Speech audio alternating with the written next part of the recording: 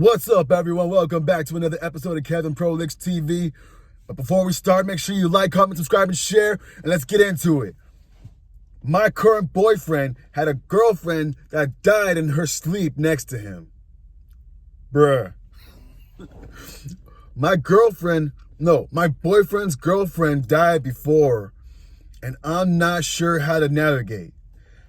Hi, everyone. This might be a long one. I don't know where to start. Do tell. So my man, we'll call him Adam, for this to be easier, had a girlfriend we will call Eve. I'm not religious, it's just easier. Who died from an aneurysm a few years ago. Now, when I met him, I was in a space of no relationship for me, just sex, and he was in the opposite camp. Interesting. Well, first time I got into his room, there's a picture frame of them together on the wall, which I completely understand, knowing the story. I was waiting for him to mention it. More than anything, he put it someplace else after we became official, after his mom asked him if I was uncomfortable with it. There was still a big teddy bear that never moves place with a framed piece of her hair. It doesn't bother me that much, to be honest. It's more of I don't know how I should act when he mentioned her. It doesn't happen often, but not as much as it used to in the beginning. But it was the beginning.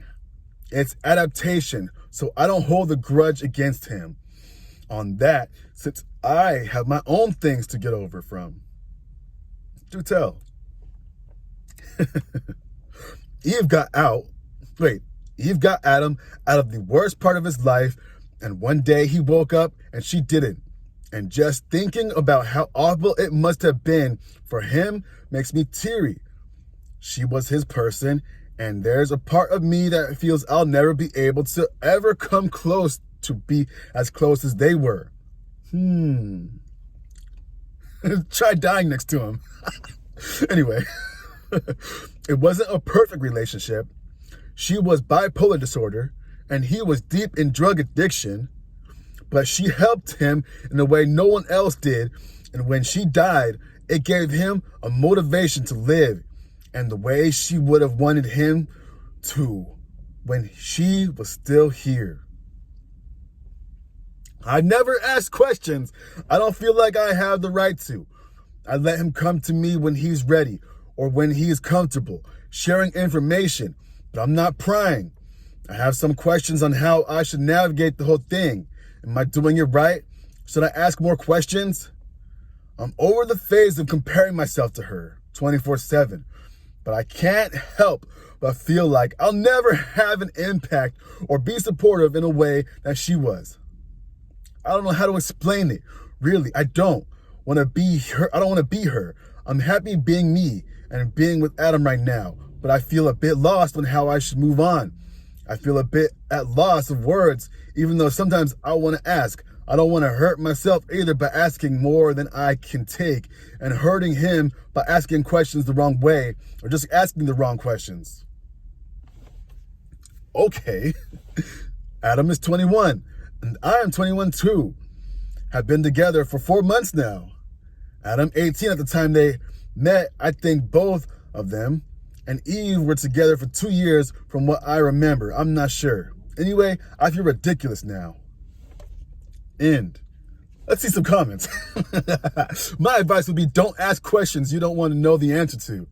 It's not like a normal ex. Theoretically, they never had issues big enough to cause a breakup, and they could still be together. Not only that, but when someone dies, it becomes harder to dwell on negative aspects of their relationship, giving it an overall fonder memory than it probably deserves. Couples therapy may be the best way to get it all out in the open so that you guys could focus on building your relationship.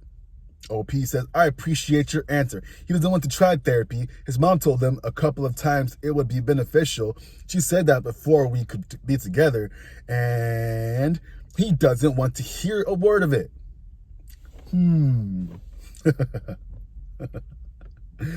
Another person right here. My current boyfriend's girlfriend also passed away.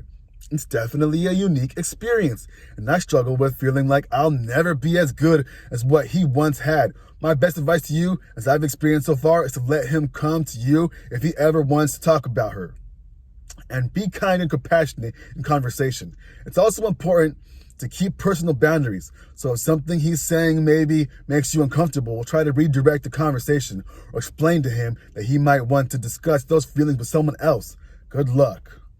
OP says, thank you so much. You're right on the target for the I'll never be as good feeling. Okay, let's see what another person.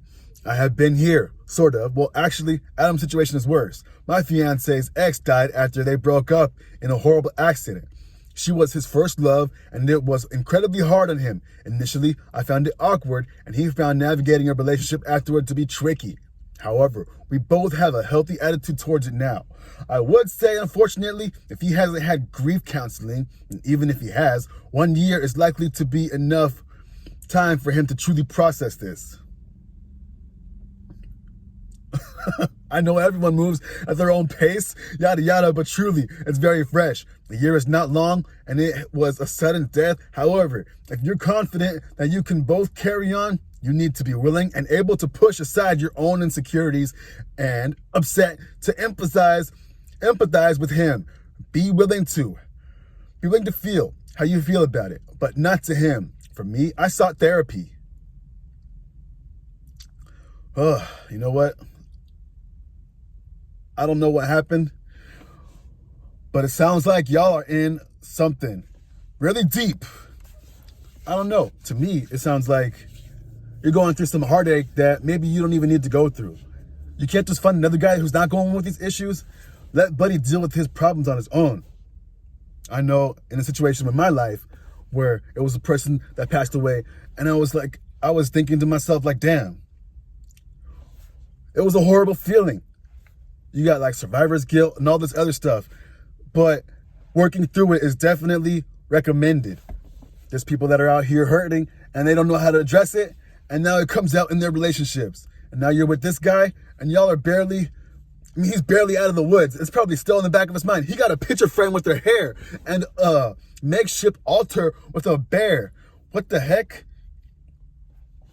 I don't know about you, but that sounds like a horror movie ready to start. Come on, get it together. Do you really want to be with somebody like this? Ask yourself, do you want the baggage that someone's carrying a torch in their mind for someone else, not you? I don't know. What do y'all think? Should this person stay in this relationship? I'm thinking she should dip. But maybe if she has a big enough heart, maybe that place in that guy's heart for the other woman could be replaced with her, but I doubt it. Anyway, this has been another episode of Kevin Prolicks TV. Like, comment, subscribe, and share. Let me know what you think. I'll see you on the next one. Peace.